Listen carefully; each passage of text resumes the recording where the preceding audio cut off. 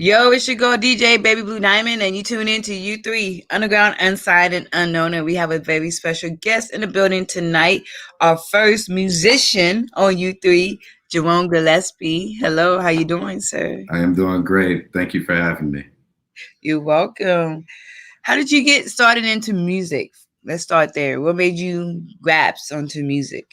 Well, everything I owe in terms of my musical abilities began in the church.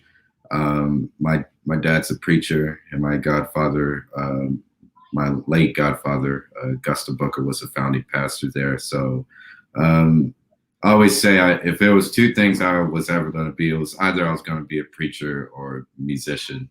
And I say preacher because it's almost like every man in my family, or almost every man in my family, is a preacher. The musician part is because it just looked fun. So ultimately, the music has won that battle. And I began doing music at the age of 4 and up to now. What instrument do you enjoy playing the most? Well, drums, obviously. That's where I ended up, because it's just the most fun, the most active instrument to play. And I find it to be the most expressive, at least for me. Are there any instruments that you do not play that you want to pick up or eventually learn? One instrument that I played very briefly, but I just physically could not play it at the time, was the bass. And I still wish I could play the bass right now. A wind instrument, I love the trumpet. So those two instruments, I wish I learned how to play. I love when people play the trumpet or the saxophone. I love those instruments. Drums are good, don't get me wrong, but I love those. And of course the violin. I used to play the violin, so. Oh, same. That was my second instrument. Your second instrument, really? So my first was piano, and I began piano at the age of 4. Then when I was 5 years old, I picked up the violin. Okay, I like that. Now you are from Houston, Texas, H-Town, from San Antonio, so we're like 3 hours away, not that far. Yeah. Did we ever hear any H-Town influences in any of your music? Not particularly in a single itself, but in general, and as far as my artist concept, I actually, with this song, one of the influences I had was a Houston drummer named Kendrick Scott, who is from Houston, went through the high school for the performing visual arts, just like I have. He lives in New York now, and he has accomplished so much. One of the biggest drum influences just overall is a drummer by the name of Sebastian Whitaker, which he's above me. That's his picture right there. He passed away about like 4 years ago, but he was a great teacher, and he taught literally almost every drummer that has had great, tremendous success in music that come out of Houston. How do you choose what kind of music you want to produce? How do you feel like how would you describe your musical style, for instance? Well, I definitely am heavily jazz influenced. I do consider myself like a jazz drummer, even though I can play multiple genres. But if I had to describe it now, I would say it's more modern. Yeah. I always, me and my friends sort of came up with a term called modern bop, because although I still subscribe to the traditions of jazz, there are new elements that I try to implement, like the use of electronics. As you hear in my single, The Gift of Brotherhood, there's an electronic snare that I'm actually playing with my left foot. So that's like some of the ways where it's like I'm trying to incorporate what I do, but putting it in new, under a new spotlight, Yeah. So. Do you feel that jazz music is, I wouldn't say dying out, but not as prominent as it used to be? And what can we do to make jazz really more prominent again? Well, as far as it being prominent or popular, I don't necessarily think that's going to happen. like in a sense of, like pop music is always going to be pop music. One time jazz music was popular music, and now it's trap music. And there's always going to be a new thing that comes up. I think that my focus is mainly keeping people culturally aware because jazz is a part of the black culture, and sometimes it tends to be overlooked, and Yeah. the lack of uh, I guess education about it is sort of surprising, at least to me. For example, like in Houston, Houston has had so many legendary jazz musicians, and I'm not even talking about the people that came from that high school and just before, who have contributed so much. Like if you listen to Ray Charles and you hear the Yeah. saxophone solo, that is Dar Wilkinson, who is from Houston, a great tenor, Texas tenor. Or if you listen to Little Richard, the inventor of rock and roll music, one of the Yeah. musicians who just died recently, or not too long ago, his name is Grant Gaines, another Texas tenor from Houston. And people just don't know this. And it's, I go around the world. I've been to Mexico, been to Israel, been to Europe. And it's kind of sad to say that they know more about jazz music and jazz artists, and they can sing it better than black folks here in America. Yeah, that's So sad. so that's sort of like my mission, is just to spread the awareness and get people hip to the music and get people hip to what's happening now in the music. I always thought of jazz music kind of like Tejano music, where they kind of almost sound the same, Uh-huh. also, but not really. If that kind of makes sense. Yeah. So I know personally that's why I haven't really got into jazz, but I do listen to some here and there. But like you said, it's not as prominent as it should be. But hopefully it will. We need some more of these hip hop pop music to sample some jazz people more often, and maybe people will go check out that sample and want to Yeah. tap into who is that. I But kind you of did that. wish. Well, there's a few hip hop musicians that at least I could tell that they are very aware, Yeah, and they do a good job at giving credit to where they get the samples from. Some of them just don't know, and like I said, it's not necessarily a fact of like, oh, I want everybody to listen to jazz. Like I don't want you to listen to jazz if you don't like it. Like yeah, if you hate it, then don't listen to it. Please don't. But what I do, which is it's a cultural thing. I think it's very vital. Just as you go to school and you learn about the United States presidents, or America was founded in not 19, like in July 4th, 1776. yeah, But black people, it's a different thing. So it's a part of our history. It's a part of our culture. And if we're not careful, if we don't educate ourselves, then years down the line, which is sort of happening now, you're going to have white folks trying to claim it. And matter of fact, the rhetoric is now that white people save jazz, and people are running with it. So yeah, no. yeah, it's very That's problematic. a lie. So that's why the awareness and the education is very important.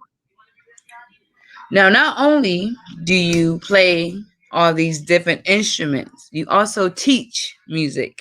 Yes. You are a teacher. How important is it to have black teachers in general? Because I've seen this talked about a couple of times where people always say, when was the last time you had a black male teacher? Who was your first black male teacher? And I thought about it. I've never had a black male teacher. So how important is that for kids to see that in the education Um, system? I think it's very important. I didn't have a lot of male teachers, let alone black male teachers. Actually, well, the only black male teacher, at least in the school system, that I have or have had is it was two. One was a PE coach, and this was in middle school. A PE coach and band director, Mr. Craig Green, who was a very powerful influence to me in my music endeavors. Like Yeah, probably the reason why I began taking music very, very seriously at a young age. But I think it's just important. And the more positive male role models, the better. At least to me, I'm blessed I to have agree. a lot of positive male role models in my life outside of school.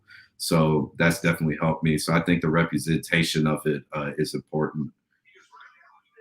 What's one thing you really want your kids to get out of from what you teach them besides music? 'Cause I know they're gonna learn dope music. They're gonna learn how to play this instrument. They're gonna go on to be great composers like you are. They're gonna go on to make these, become background musicians for great artists. What is something you want them to get from you as a teacher? Um, Work ethic, the most part. I want them to have a good work ethic and have the ability to think for themselves. I don't.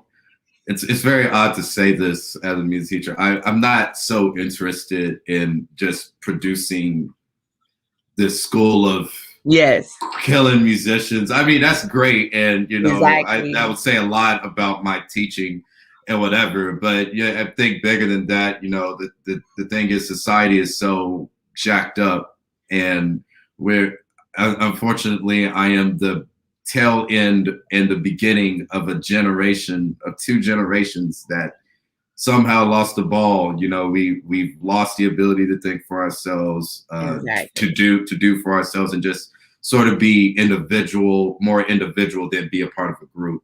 And that's why I try to teach all my students all the time. And I just happen to do it through music. But beyond that, it's just about having a good work ethic and being able to think for yourself and do for yourself. Now, with this era of social media has been prominent for a while now, but it really became more since this pandemic hit. Everyone relied on social media for their music, for comedy, everything. Mm-hmm. You feel that social media and technology and the way it's moving, people don't really have to pick up an instrument nowadays. For example, a lot of producers and beat makers, they can just have the violin sound right there with a touch of a piano.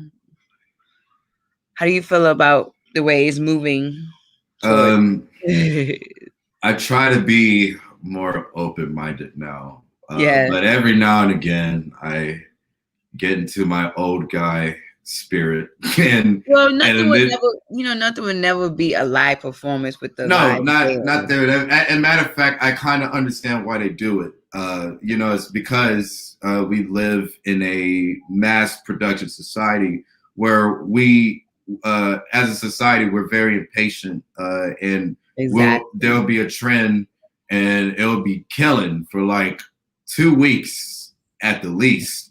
And I mean, if it goes beyond that, great. But we'll be looking for the next thing in 2 weeks.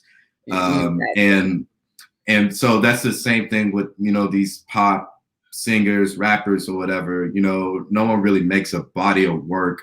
They just go in the studio, they make a killing song out of machine because it's fast, and they released it, and it's like single, single, single, single, single every time. I think Beyonce was talking about this in an interview like a Yes. long time ago, and it's true.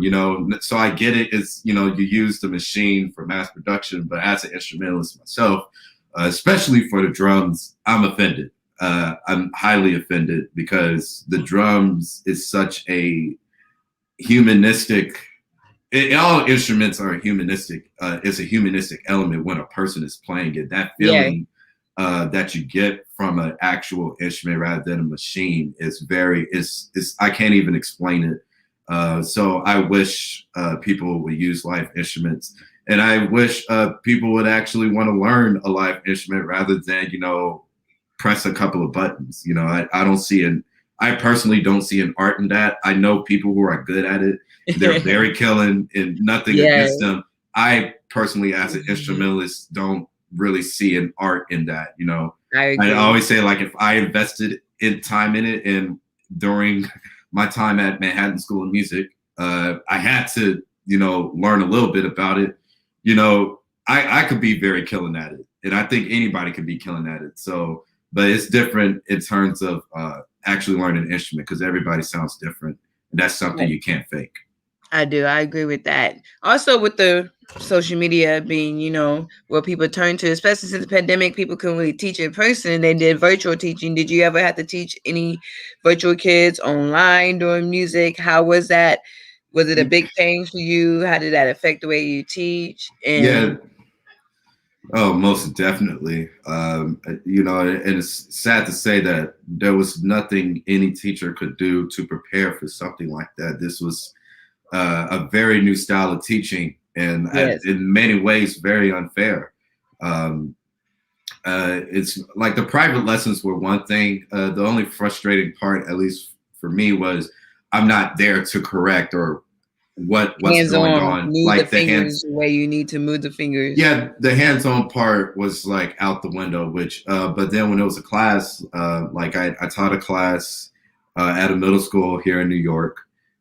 This was in my very last semester in Manhattan School of Music, which was last year. And Yeah. and what happened was, I got this class of two percussionists in a middle school, and there was all these rules in the state of New York that I had to abide by. I can't request the students to turn on their cameras, even though I need to see your hands at least, but I'm not allowed to do that. Wow. Until you teach a class, student will be in one place. I can't discipline. I can't use classroom management skills that I was taught, because I've studied in music, fundamentals of music education. Yeah. None of those skills that I learned was useful because like I can't go up to his house and be like, hey, straighten out your act or anything like that. Yeah. So yeah, I like to think that the students got something out of it. Maybe they did, maybe they don't. I would never know. But Yeah. it made my job very hard and extra depressing, to say the least. And the sad part about it is I have to keep a happy face so that the students don't get more depressed than they already are. Yeah. And so, yeah, that was the hardest part of the job. Wow, I can't believe you had to go through all those wars. Man, Yeah. that's crazy. I feel for the teachers. I work at a school too, so I know how it is. So we all went through it, so I know how it is. Did you ever on your Instagram, do you ever, not just Instagram in general, but for social media in general, did you ever post any musical tips or any tips for musicians during this pandemic? So I know a lot of musicians done that. I follow this lady who does violin, and she's giving out tips how to play certain popular songs, and I'm like, I don't know how to play by ear, but I do know how to read sheet music. And I feel like following that will help me learn how to play by ear. So, I think of it because I haven't been the most social media savvy. a lot of people say that. Person. You're not the only one. People say since this pandemic, I ain't really been. I'm not. I'm like, contrary to popular opinion, I'm very like shy and antisocial. Unless I know you, then that's a different story. Yeah. So I've shared some clips just of me playing with different people, or me playing a transcription, or a drum solo that I learned from someone else, that sort of thing. I never really shared tips or do the whole like, hey, do how-to videos, because I just never been comfortable doing that. So, and to be honest, like even some of the pandemic, I deleted my Instagram just for my own mental and my psychological well-being. It was I just got off of Instagram and Facebook for a while and try to focus on myself, because it's like the things I'm saying now, it's like, oh man, it's too much, and I can't get a break. No one can get a break. So How important is it to have that mental health? Well, mental health in general, to make sure that you are doing fine, you're doing good, you're keeping up with it. Because I know, like you said, it's hard during this pandemic, and it's hard teaching during a pandemic. So, how is it important? How important is it to make sure that your mental health is doing good? Oh, it's very. I mean, without your mind, what do you have?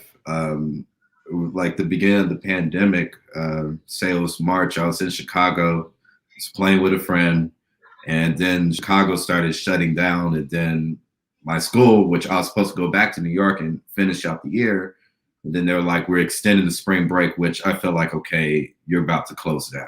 So I went back home to Houston, and after quarantine for 2 weeks, that was kind of rough, not being able to go in there and be my active self. And then I got to the point where, my body was still in work mode, but my mind was somewhere else, and it was throwing me off balance.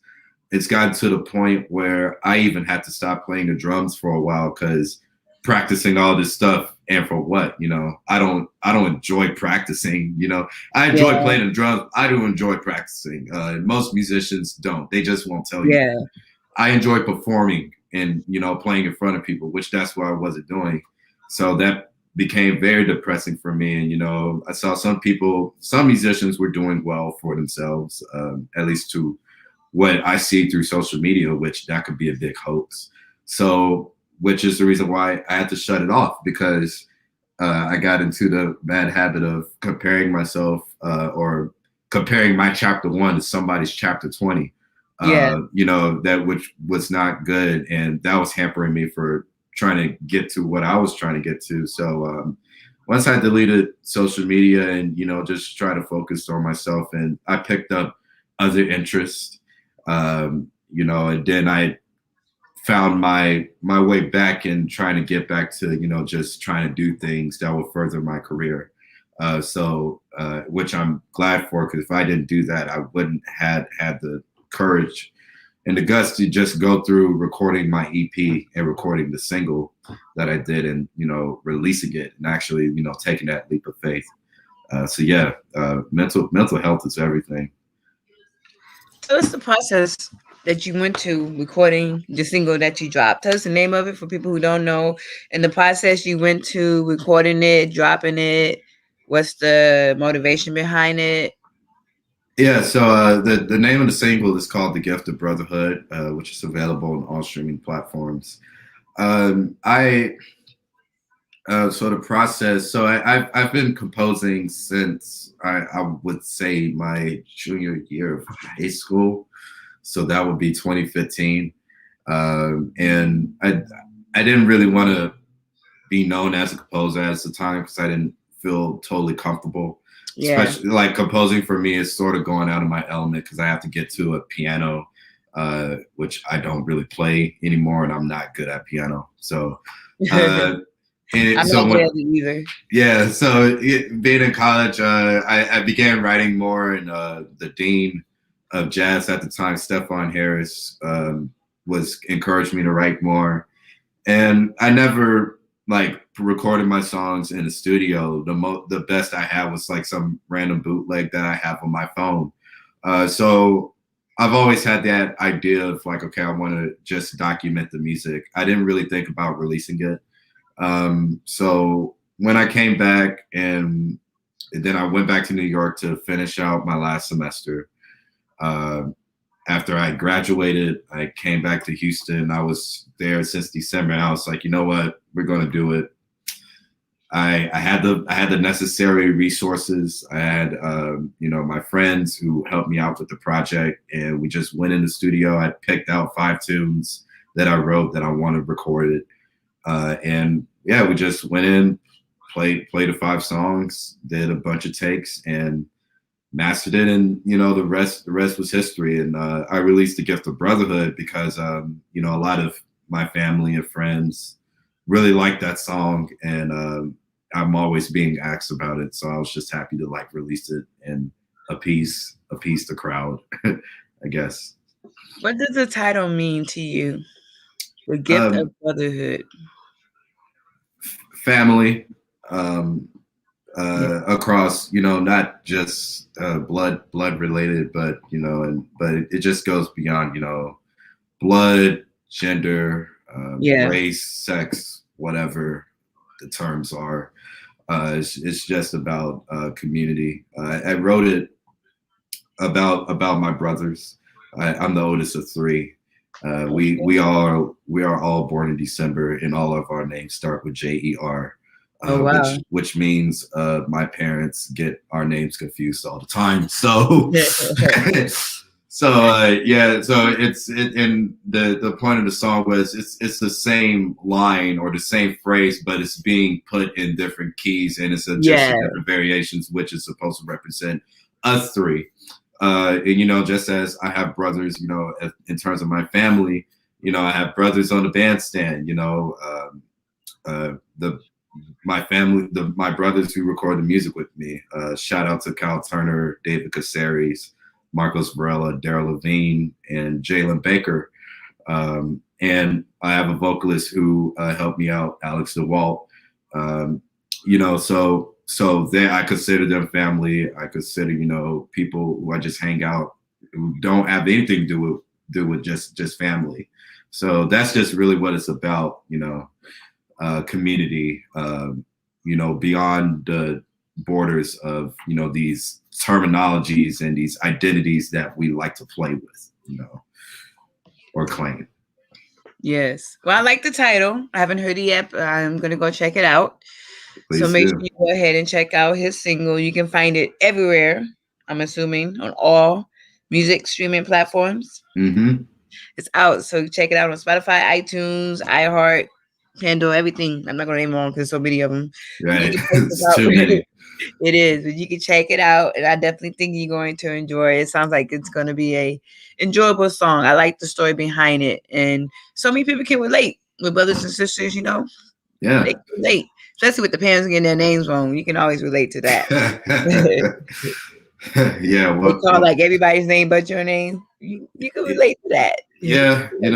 But hey, I give them props. It Yes. wasn't, especially my mom. I guess it's not really easy being the only woman in the house. So.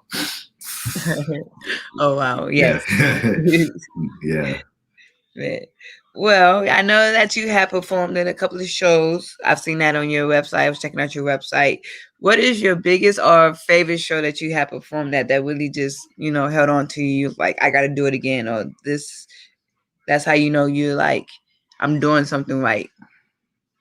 Man. Well. Like I made it, the I made it moment. The I Like made I it said it. moment. Well, there's many of those, and they only last for like a day or two, and then it's like, all right, the next thing. Back to So reality. yeah, back to reality. I guess in my last, before the pandemic came and ruined my life and everybody else's life. Yeah. The last thing I did, which was Just a Dream Come True, was playing with Terrence Blanchard. And for those who don't know who Terrence Blanchard is, he is an amazing trumpet player, my favorite trumpet player, and my favorite composer. If you probably heard his, if you watched any Spike Lee movies, you definitely heard his music because he's mainly doing the film score. He also did the film score for the Harriet Tubman movie. Oh, Um, nice. I don't know if it's called, I think it's just called Harriet. Period. Yeah. And Black Klansman, he did the film score for that. So yeah, he's very, very dope. Oh, okay. And so we played one of his orchestra works, which was a dedication to the victims of Hurricane Katrina. He is from New Orleans. Oh, nice. And Okay. the music was from a documentary that Spike Lee actually produced. I believe it's called When the Levees Broke. Look, yes. Yes, so it was the music from that documentary, and he made an album out of it. So, and that was one of my favorite albums from him. I listened to it in high school. I was geeking out over it, and it was like just mesmerizing for me, like to be that teenager who listened to it, and then now at 22 years old, being able to play with him on stage, in front of people live. It was just, I even at the time it was happening. I was just in disbelief. So yeah, that was I guess an I made it moment. So Chris Saego from Oregon, he's one of our listeners tuned in. He said Will Hutch is one of my favorite composers. He did the score for the Mackin in '74. Willie Hutch, sorry. Okay, Chris. I never heard of Willie Hutch, but I should definitely check him out then. Me either. I never heard of him, Yeah. but okay, Chris. For Mackin in '74. Okay, that's an old movie, man. He said '74. That's throwback. Yeah, way before my time. Exactly. I was about to say that way before our time. He took it way back. That's way before his time too, because he's around our age. A lot of people into old movies, so that's what it's at. I'm for Now, it. what can we expect for the world of music coming back from the pandemic? Because I don't know how it is in New York and where you live, but in Texas, our governor is lifting the no mask ban and all that. So, how do you feel like the world of musicians and producers and music in general, artists? how it's going to be coming forth now since this pandemic is slowly being lifted. Yeah, I was there when it was the first when he lifted the mandate, and That I was crazy, guess right?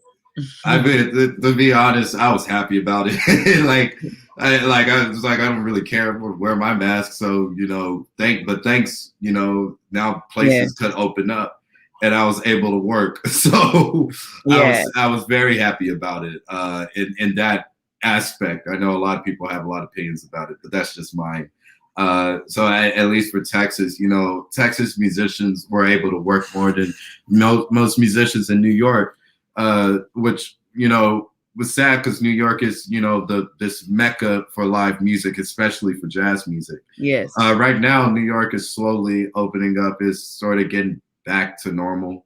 Um, but even I think even if every state in the country opens up at 100%, I don't necessarily believe it's going to go back to normal because I think the whole country and the whole world is just so scarred and everybody is very fearful. And people have their right to be fearful of the virus, but everybody would still be afraid to go out. I think live streaming is still going to be somewhat of a thing. I hate live streaming yeah, concerts. Yeah, I mean, if it was an audience there, I wouldn't care. I just don't. yeah, I don't like watching live streams. I don't even like doing live streams, especially when there's no audience. I don't really care for it. yeah. So yeah, I think Sometimes it's difficult with live streaming because you have to deal with, even if it's your own music, sometimes you have to deal with copyright issues. Even if it's your own music, sometimes they yeah, just want to hold you down. And then you have people who don't know how to work live stream. They be like this trying to find the comments section, what people are saying. I can't hear you. Did you subscribe? yeah, It's a you lot have to deal with technology, and technology it's and the very way it's frustrating. constantly changing without a warning, especially Facebook, Instagram. It would change on you in a minute. Won't even Right. tell you. You can't even find my share button anymore. It's like it was right there the other day. Yes, it's too much to deal with, and even when I do it, I let someone else handle that because Yeah, I'm like trying to figure out drums right now. I don't have time to be learning that. I agree. So yeah, I feel like we're going to still be holding on to those aspects of what came out of the pandemic before we can. I just want to go back to the point where we just really let that go. So yeah, um, that's what I expect to happen, and even on a world or a national stage, I don't even think other countries would be willing to open up and just have jazz festivals, which something that I was looking forward to, like finally Yeah, being able to like go to Europe and play and play a jazz festival. I'm sure it'll happen eventually, but it seems like it's going to be a wait. It's going to happen, a little later in my life. So, now we know about your single. Did you have a title for your EP that you're working on? the title of the EP is called "Coming Soon," and the reason why is because It is coming soon. it is coming soon. It will be coming soon, but I like to look at it. I think of albums and EPs kind of like a movie, like Yes. an ear cinema. So this is like the trailer for the other albums that will be to come. I didn't feel like these songs that I recorded. They're very different in their own unique way. And these are not songs I would put together and call it an album because they just don't go together. Yeah. So they represent the different albums I will do, and that's sort of my concept about it. Do you have a date for your EP?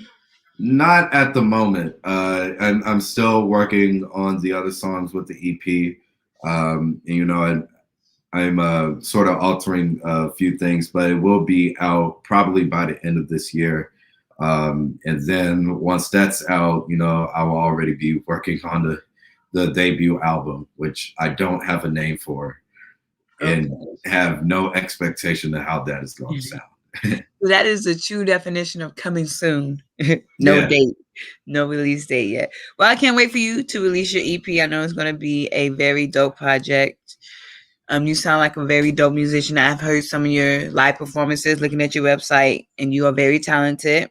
Much I just want appreciated. you to keep pushing. I know it's hard to keep pushing during this pandemic, even though the pandemic is slowly being lifted. Just keep pushing. Don't give up. Keep going on.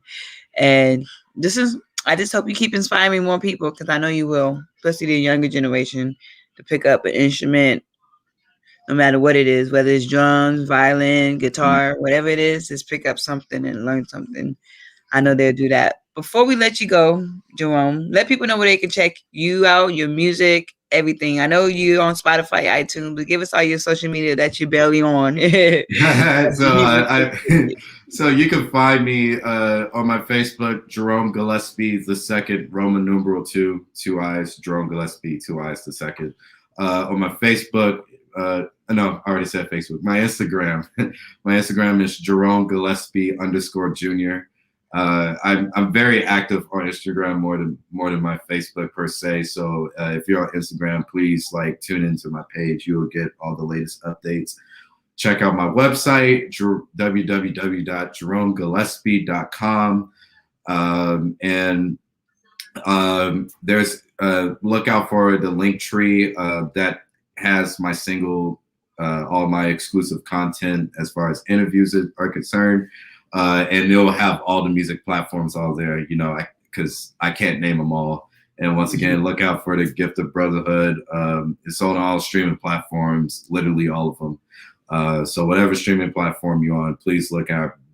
Can almost guarantee it will be on there. I like that. But make sure you go ahead and check out Jerome Gillespie Jr. You will not be disappointed. He is a very talented musician, and it might, open up your mind from the typical hip hop, R&B, pop music that you might always be into. It's always good to have, other music influences. I feel that way. That's just me. But I listen to all types of music, so that's just me too. Mm-hmm. So it is your girl DJ Baby Blue Diamond, and we are signing out for tonight.